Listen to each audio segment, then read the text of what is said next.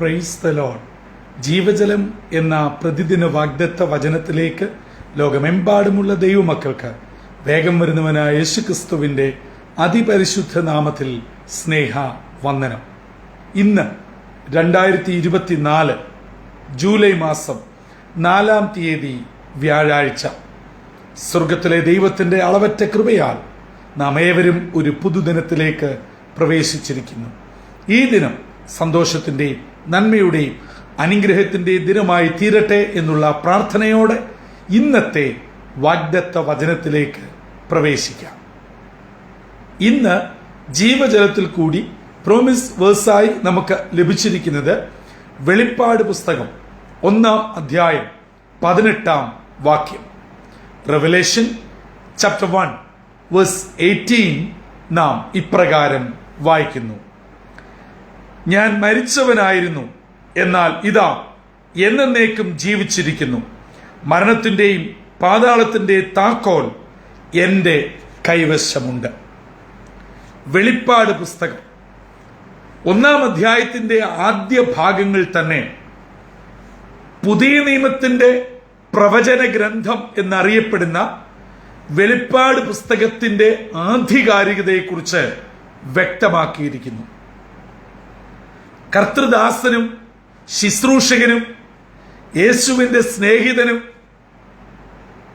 സഹോദര തുല്യനുമായിരുന്ന യേശുവിന്റെ മാർഗോട് ചേർന്ന് നിന്ന തന്റെ അരുമ ശിഷ്യനായ യോഹന്നാൻ പത്മോസ് ദ്വീപിൽ കർത്തൃദിവസത്തിൽ ആത്മവിവശനായപ്പോൾ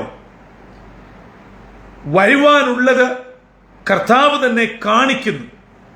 അങ്ങനെ തന്റെ പിന്നിലെ മഹാനാദം കേട്ട് തിരിഞ്ഞു നോക്കിയപ്പോൾ താൻ അന്നുവരെ കണ്ടിട്ടില്ലാത്ത കർത്താവിന്റെ മറ്റൊരു രൂപം. അതിനെക്കുറിച്ച് തുടർന്നുള്ള വാക്യങ്ങളിൽ നാം ധാരാളം വായിക്കുകയും കേൾക്കുകയും വളരെ അനുഗ്രഹിക്കപ്പെട്ട ആത്മീക ഗാനങ്ങൾ നാം ഏറ്റുപാടുകയും ചെയ്യുന്നു. ഇങ്ങനെ ഒരു പ്രത്യേക അവസ്ഥയിൽ കണ്ട യേശുവിനെ തന്റെ ഉള്ളിൽ ഉൾക്കൊള്ളുവാൻ കഴിയാതെ യേശുവിന്റെ കാൽക്കൽ വീണു താൻ മരിച്ചവനെ പോലെ ആയി. യേശുവിന്റെ കരം തൊട്ട് താങ്ങി പറയുകയാണ്, അതെ, ഞാൻ അൽഫയും ഒമേഗയുമാണ്, ആദ്യനും അന്ത്യനുമാണ്. ഒരു കാര്യം ഓർക്കണം, ഞാൻ മരിച്ചവനായിരുന്നു, എന്നാൽ എന്നേക്കുമായി ജീവിച്ചിരിക്കുന്നു. മരണത്തിന്റെയും പാതാളത്തിന്റെയും താക്കോൽ എന്റെ കൈവശമാണുള്ളത്. ഇന്നുവരെ ഏകദേശം 3-3.5 വർഷക്കാലം യേശുവിന്റെ കാൽച്ചുവടിനെ പിൻപറ്റി നടന്ന യോഹന്നാൻ എല്ലാവരും ഓടി മാറിയിട്ടും കാൽവറിയുടെ ചുവട്ടിൽ യേശുവിന്റെ മാതാവിനെ സ്വീകരിച്ച യോഹന്നാൻ അന്നുവരെ യേശുവിൽ നിന്ന് കേൾക്കാത്ത ആധികാരികതയുടെ അധികാരത്തിന്റെ ശബ്ദം യോഹന്നാൻ കേൾക്കുകയാണ്. ആ ശബ്ദം 2024 ജൂലൈ മാസം 4-ാം തീയതി വ്യാഴാഴ്ച നമ്മോടും വളരെ ശക്തമായി പറയുന്നു, മറ്റൊന്നുമല്ല, ഞാനും നിങ്ങളും ആരാധിക്കുന്ന, ഞാനും നിങ്ങളും പിൻപറ്റുന്ന യേശു ആരാണ്? മരണത്തിന്റെയും പാതാളത്തിന്റെയും താക്കോൽ കൈവശമുള്ളവൻ, മരണത്തിനോ പാതാളത്തിനോ യാതൊന്നിനുമോ ഒരിക്കലും പിടിച്ചടക്കുവാൻ കഴിയാത്തവൻ. അതെ, അപ്പോസ്തലനായ വിശുദ്ധ പൗലോസ് കൊരിന്ത്യർക്ക് ലേഖനം എഴുതുമ്പോൾ വിളിച്ചു പറയുന്നു, ഹേ മരണമേ, നിന്റെ ജയം എവിടെ? ഹേ മരണമേ, നിന്റെ വിഷമുള്ള എവിടെ? അതെ, മരണത്തിന്റെയും പാതാളത്തിന്റെയും താക്കോൽ കൈവശമുള്ള യേശുവാണ് നമ്മുടെ ആരാധ്യനായ കർത്താവ്. എന്നെ കേൾക്കുന്ന പ്രിയ ദൈവമക്കളെ, ചില വിഷയങ്ങളിൽ, ചില സന്ദർഭങ്ങളിൽ, ചില സാഹചര്യങ്ങളിൽ നമ്മിൽ പലരും പതറുന്നവരും തളരുന്നവരുമാണ്. എന്നാൽ പലപ്പോഴും നമ്മൾ ഓർക്കുന്നില്ല ഞാനും നിങ്ങളും ആരാധിക്കുന്നത് ആരെയാണ്? നമ്മളുടെ ആരാധനാ മൂർത്തിയായ യേശു ആരാണ്?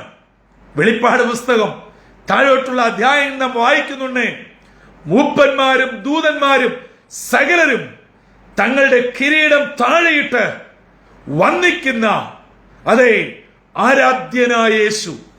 ഈ യേശു എന്റെ കൂടെയുള്ളപ്പോൾ, നമ്മുടെ കൂടെയുള്ളപ്പോൾ, പ്രിയമുള്ളവരെ, നമ്മൾ എന്തിനാണ് ഭാരപ്പെടുന്നത്? എന്തിനാണ് വിഷമിക്കുന്നത്? നമ്മൾ പ്രാർത്ഥിക്കുമ്പോഴും വേദപുസ്തകം വായിക്കുമ്പോഴും ആരാധന കൂടുമ്പോഴും നല്ല ധൈര്യമാണ്, നല്ല പ്രത്യാശയാണ്, നല്ല സ്തോത്രത്തിന്റെയും സന്തോഷത്തിന്റെയും വാക്കുകളും വാചകങ്ങളും ഒക്കെ അന്യോന്യം പങ്കിടും. പക്ഷേ കൂട്ടായ്മയുടെ അന്തരീക്ഷം മാറി, പ്രാർത്ഥനയുടെ അന്തരീക്ഷം മാറി, ഒരു വിധത്തിൽ പറഞ്ഞാൽ നമ്മൾ ഒറ്റയ്ക്കാകുമ്പോൾ നമ്മളുടെ ചിന്തകൾ കാട് കയറുകയാണ്, പടർന്ന് പന്തലിക്കുകയാണ്. അത് നടക്കുമോ? അത് ശരിയാകുമോ? കറക്റ്റ് സമയത്തിനുള്ളിൽ എൻ്റെ ഈ വിഷയത്തിന് ഒരു മറുപടി ലഭിക്കുമോ? എൻ്റെ മകന്റെ കാര്യം, എൻ്റെ മകളുടെ കാര്യം, എൻ്റെ മെഡിക്കൽ റിപ്പോർട്ടിന്റെ കാര്യം, എൻ്റെ നിയമക്കുരുക്കിന്റെ കാര്യം, എൻ്റെ സാമ്പത്തിക കടബാധ്യതയുടെ കാര്യം എന്നു വേണ്ട ചെറുതും വലുതുമായ പല വിഷയങ്ങൾ നമ്മെ അലട്ടുമ്പോൾ നമ്മുടെ വിശ്വാസ ജീവിതം പതറുകയാണ്, ആടുകയാണ്. പലപ്പോഴും വിശ്വാസത്തിൽ സ്ഥിരതയില്ലാതെ അസ്ഥിരരായി കാറ്റിനാൽ ഉലയുന്ന ഓട പോലെ നാം അവിശ്വാസികളായി മാറുന്നു. അങ്ങനെയുള്ള ദൈവമക്കളെ നോക്കി ഇന്നത്തെ വാഗ്ദത്ത വചനം വളരെ ശക്തിയോടെ, വീറോടെ, ഉയരോടെ പറയുകയാണ്, ഞാനും നിങ്ങളും ആരാധിക്കുന്ന, നാം പിൻപറ്റുന്ന ഈ യേശു മരണത്തെ ജയിച്ചവനാണ്, പാതാളത്തെ ജയിച്ചവനാണ്. മരണത്തിന്റെയും പാതാളത്തിന്റെയും താക്കോൽ കൈവശം വെച്ചുകൊണ്ട് പിശാചിനെ വെല്ലുവിളിക്കുകയാണ്. അങ്ങനെയെങ്കിൽ എന്നെയും നിങ്ങളെയും നാം ഇന്ന് കടന്നു പോകുന്ന ഏത് സാഹചര്യത്തിൽ നിന്നും വിടുവിക്കുവാൻ, കരകയറ്റുവാൻ, എത്തേണ്ടിടത്തെത്തിക്കുവാൻ, നമ്മുടെ പ്രതികൂലത്തെ അനുകൂലമാക്കുവാൻ മതിയായ കർത്താവാണ്. ആ കർത്താവ് എന്നെ കേൾക്കുന്നവരായ മാതാപിതാക്കളെ, സഹോദരി സഹോദരങ്ങളെ, നിങ്ങളുടെ വിഷയത്തിനും മതിയായവൻ തന്നെയാണ്. നിങ്ങൾ ഇന്ന് കടന്നു പോകുന്ന ഭാരത്തിന് നിങ്ങൾ ചില വിഷയങ്ങൾ കാത്തിരുന്ന് പ്രാർത്ഥിക്കുന്നു. ഈ ദിവസങ്ങളിൽ മറുപടി ലഭിക്കേണ്ടതുണ്ട്. നിശ്ചയമായും നമ്മുടെ കർത്താവ് അതിന്മേൽ പ്രവർത്തിക്കുവാൻ മതിയായവനും വിശ്വസ്തനുമാണ്. ആ കർത്താവിൽ പരിപൂർണമായി ആശ്രയിച്ച് പ്രാർത്ഥനയോടെ ഇന്നത്തെ ദിനം നമുക്ക് ആരംഭിക്കാം. സകല ബുദ്ധിയെ കവിയുന്ന ദൈവിക സമാധാനത്താൽ നിങ്ങളെയും നിങ്ങളുടെ കുടുംബാംഗങ്ങളെയും തമ്പുരാൻ നിറയ്ക്കട്ടെ. നിങ്ങളുടെ പ്രാർത്ഥനാ വിഷയങ്ങളിന്മേൽ കർത്താവ് മഞ്ഞനെയും മഴയും അയച്ച് വിടുതലും ആശ്വാസവും സൗഖ്യവും പുതുവഴിയും തുറന്ന് നൽകട്ടെ. എല്ലാ അനുഗ്രഹങ്ങളും ഉയരത്തിൽ നിന്ന് പ്രദാനം ചെയ്യട്ടെ. അതിനായി നമ്മുടെ തലകളെ വണക്കി നമുക്കൊന്നിച്ച് ശക്തമായി പ്രാർത്ഥനയോടെ ഇന്നത്തെ ദിനം നമുക്ക് ആരംഭിക്കാം. കണ്ണുകളെ അടയ്ക്കാം, പ്രാർത്ഥിക്കാം.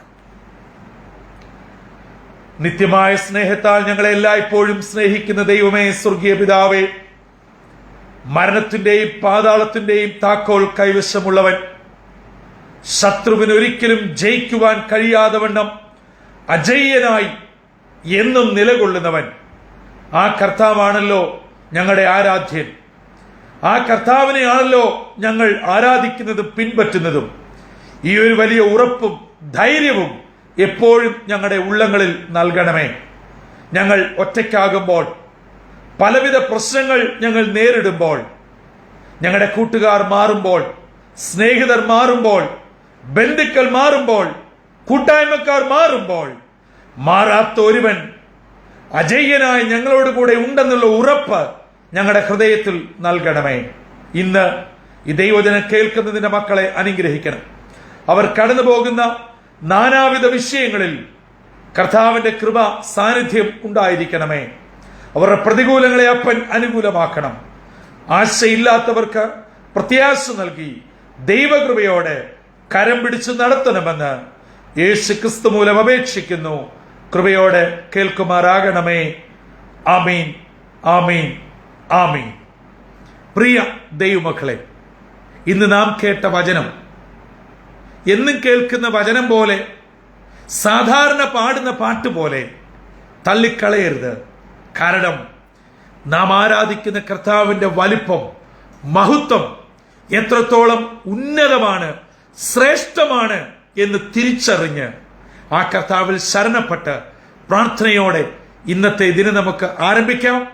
നമ്മുടെ സകല പ്രശ്നങ്ങൾക്കും ഉത്തരം ഈ മരണത്തെ ജയിച്ച, സാത്താനെ ചവിട്ടി മെതിച്ച ഈ യേശു ഒരേ ഒരാൾ, ആ ഏകനാമം മാത്രമാണ്. ആ നാമത്തിൽ നിങ്ങൾ ഇന്ന് അനുഗ്രഹിക്കപ്പെട്ടവരായി തീരട്ടെ. കർത്തൃ ശുശ്രൂഷയിൽ നിങ്ങൾക്കൊപ്പം brother Santhosh Kodukulanji. God bless you all.